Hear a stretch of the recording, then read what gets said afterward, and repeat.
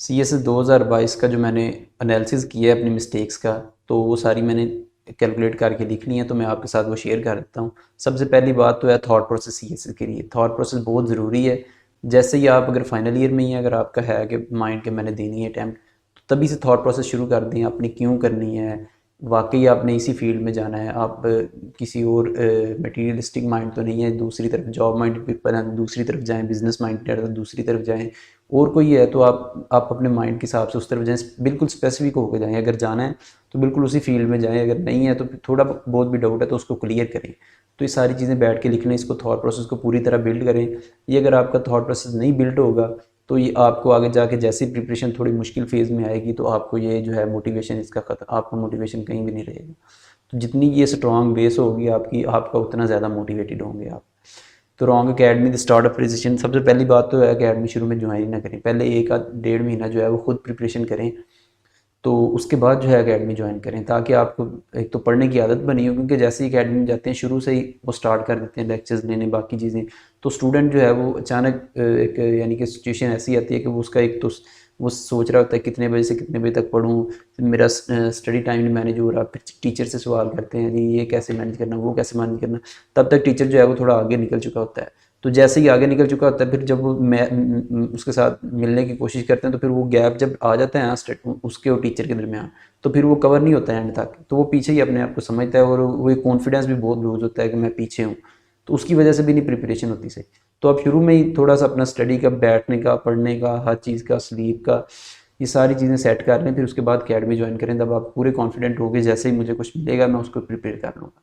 Notes वगैरह बनाने, ये सारी चीज़ें पहले ही अपनी आपकी प्रैक्टिस कर। तो एकेडमी के ऊपर रिलाई करना, एकेडमी जो मैंने ज्वाइन की थी ये रीड राइट इंस्टीट्यूट की थी, तो मेरा एक्सपीरियंस कोई नहीं इतना अच्छा रीड राइट इंस्टीट्यूट के साथ।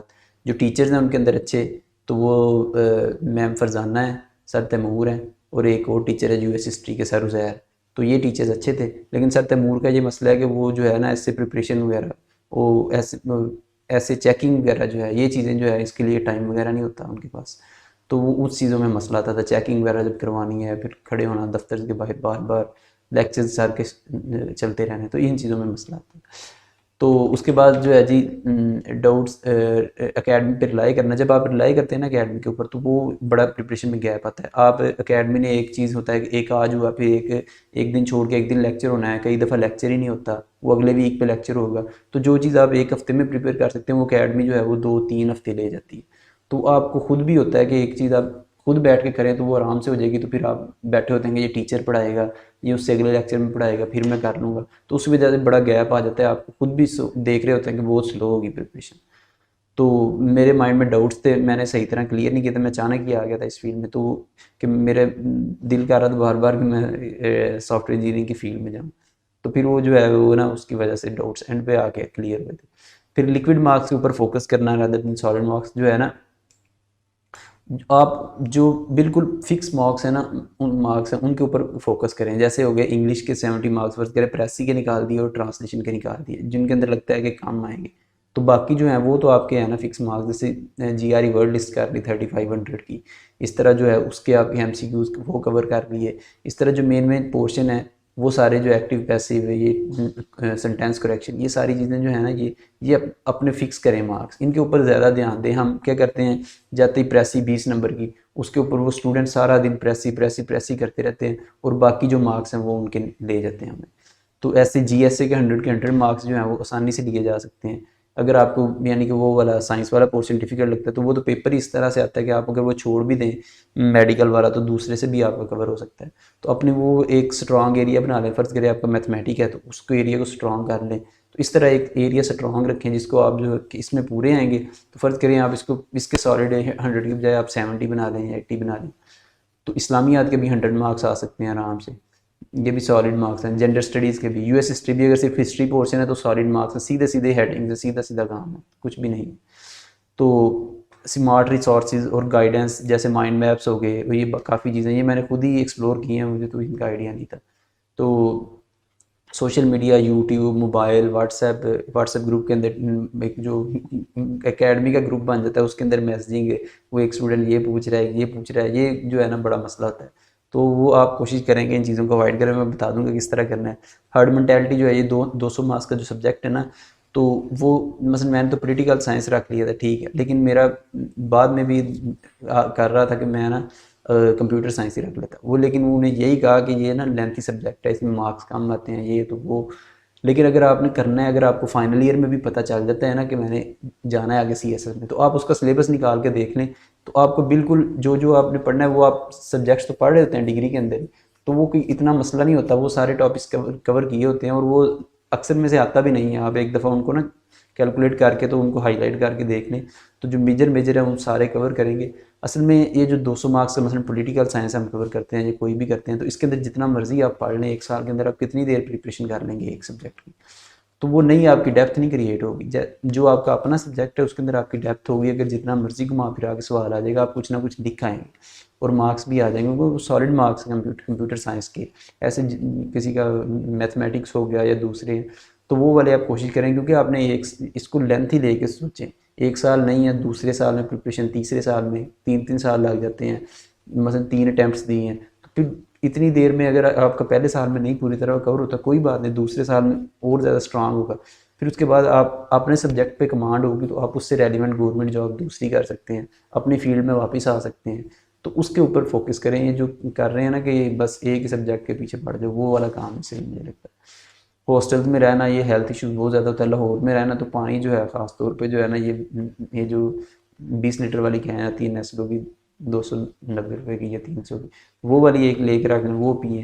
हेल्थ इश्यूज बाकी जो है खाने वगैरह का काफ़ी मसला रहा है लाहौर में। तो रोड मैप जो है कंप्लीट आपके पास होना चाहिए। तो मैंने शुरू में बनाया ही नहीं था। मसलन कोई भी काम करते हैं उसका रोड मैप मिल जाते हैं आराम से, तो वो रोड मैप होना चाहिए, उसके साथ काफ़ी फ़र्क पड़ जाता है। स्मार्ट रिसोर्सेज जैसे मैंने माइंड मैप्स वगैरह बना के रखे हैं, मैं सारे आपके साथ शेयर कर दूँगा। तो उसके साथ रिवीजन में इतनी आसानी हो गई कि मैं बीमार था चूँकि, तो मैंने पूरी US हिस्ट्री जो है, मैंने कुछ भी नहीं रिवाइज़ किया था आखिरी दिनों में, तो मैंने पूरी US हिस्ट्री सिर्फ मैंने जो अपना माइंड मैप बना के रखा हुआ था ना, वो जो पेपर, एक पेपर के बाद जो दूसरे पेपर के दरमियान जो वक्फा होता है ना, उसके अंदर ही मैंने बैठ के, तो वो सिर्फ माइंड मैप भी मैंने अपना पूरा देख लिया था। तो वो सारे हिस्ट्री से क्वेश्चन आ गए, तो मैं वो सारे कर आया था US हिस्ट्री के। तो होल सिलेबस और जो है वो प्रीवियस पेपर पैटर्न पर रिलाई किया। जैसे टीचर्स भी कहते हैं पंजाबी का कि आप ये शायर कर लें, ये वाला पोर्शन कर लें और वो आखिरी वाला हिस्सा कर लें, वो आ जाएगा। तो इस दफ़ा तो पंजाबी ने थोड़ा ना घुमाया, तो वो काम ख़राब हो गया। इस तरह जो है अब जो पंजाबी हो गया, क्योंकि एक दफ़ा पढ़ने में क्या हो जाता है, वो तो मैंने पहला पोर्शन पढ़ा भी नहीं था जिसमें से आया वैसे। तो ऐसे प्रिपरेशन के अंदर जो है मैंने लिखा ही नहीं, यानी एंड पे जाके मैंने ना एक शुरू में 1-2 दफ़ा लिखा था, तो लेकिन वो मैंने बताया था वो अकेडमी जो ज्वाइन की थी, वहाँ चेकिंग वगैरह में मसला था, मैंने जल्दी ऐसे चेक नहीं होता था, तो उस वजह से जो है फिर स्टूडेंट भी लैक ऑफ मोटिवेशन कर जाता है। शुरू शुरू में स्टूडेंट बहुत मोटिवेटेड होता है, लेकिन फिर वो आप अकेडमी वो ज्वाइन करें जहाँ कम से कम आपका ये चेकिंग सही हो रही है। और उसके बाद जो है जी, इस्लामियात का मैंने जो है सिलेबस मेरा पूरा कवर नहीं हुआ था, मैं एंड पे बीमार हो गया था।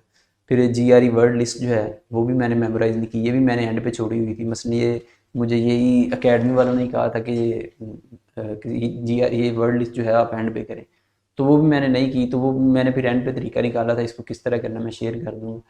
तो starting Pakistan affairs, current affairs जो है ये मैंने शुरू में स्टार्ट किया। अच्छा, इसका जो है ना आपने पूरी नहीं प्रिपेयर करनी बैठ जानी, सिर्फ प्री इंडिपेंडेंस पोर्शन करें, वो जो रिफॉर्मर्स है वो करें, और पॉलिटिकल एवोल्यूशन करें कि किस तरह चेंजेस हुए हैं गवर्नमेंट्स के, कौन कौन सा है आता है, बस ये पॉलिटिकल एवोल्यूशन करें, बाकी सारा छोड़ दें। वो आपका जब बाकी सब्जेक्ट्स कवर करेंगे उनके साथ साथ कवर होता जाएगा। कॉन्स्टिट्यूशन जो है वो पॉलिटिकल साइंस के अंदर कवर करें उसको।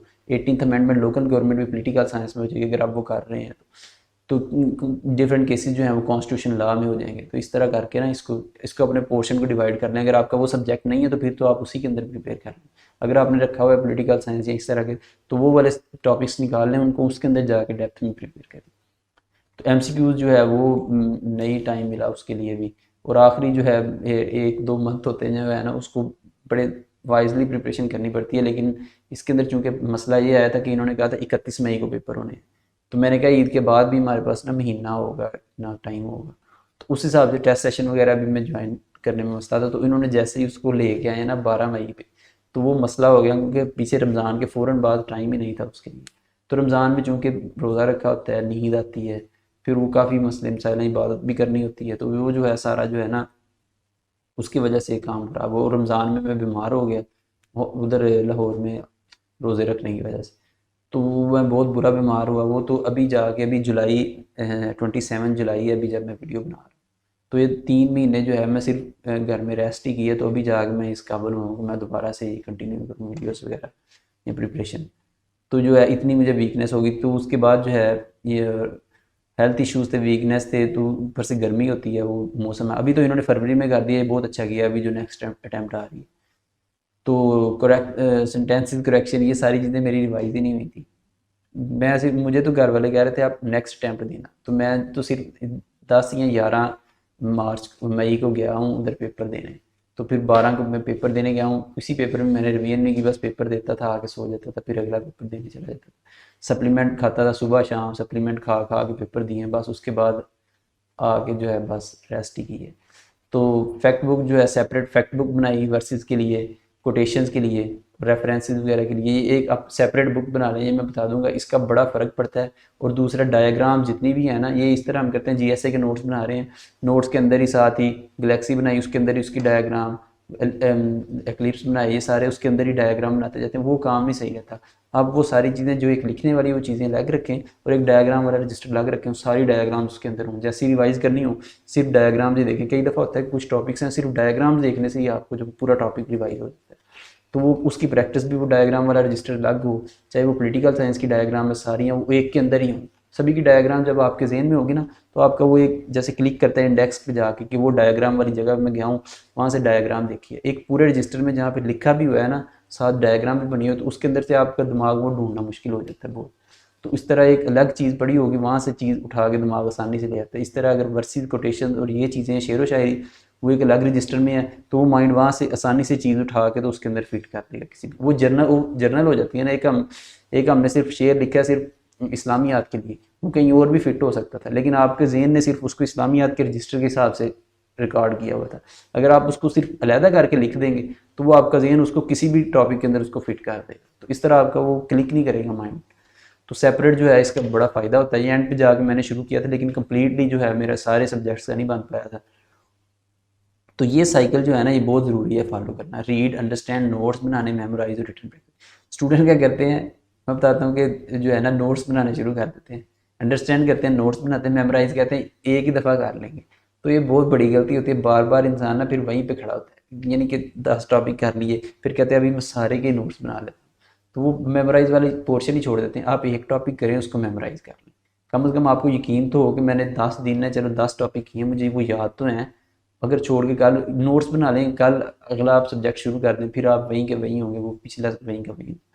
तो इस तरह वो मज़ा भी नहीं आता, क्योंकि नोट्स भी जो है ना, अच्छे नोट्स तब भी बनते हैं जब आपको पिछला टॉपिक जो है वो याद होता है। अगर पिछला टॉपिक ही याद नहीं है तो आपका माइंड वो उस चीज़ को उतना शॉर्ट नहीं करेगा, क्योंकि अगर आपने पिछला याद किया हो तो एक चीज़ होगी, आप कहेंगे ये तो मैंने पीछे पढ़ लिया है, इसको मैं शॉर्ट ही लिख लूँगा। लेकिन अगर आपने याद ही नहीं किया हो तो आप फिर वो चीज़ें डिटेल में लिखते जाएंगे।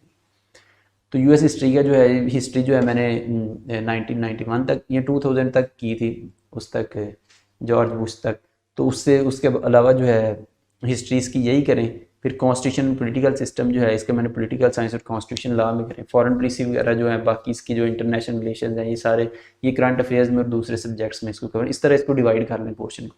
हिस्ट्री, यूएस हिस्ट्री को जब करना है कवर, तो एक दफ़ा सिर्फ आपने हिस्ट्री करनी है, बाकी चीज़ें छोड़ दें कि करंट अफेयर्स हैं, इसके साथ रिलेशन है, इसका उसके साथ रिलेशन है। यूएस हिस्ट्री का टॉपिक है, आप हिस्ट्री एक दफ़ा कंप्लीट करें, ताकि हिस्ट्री में से अगर कोई क्वेश्चन आया वो आपका छूट ना जाए। ठीक है जी, ये सारी मिस्टेक्स थी। मैं अब आपको जो है जितनी भी चीज़ें हैं उन सब का मैं भी बैठ के जो है वीडियोज़ इंशाल्लाह आज बना देता हूँ। तो ये सारी चीज़ें मैं जो है शेयर कर दूँगा आपके साथ। Thank you very much.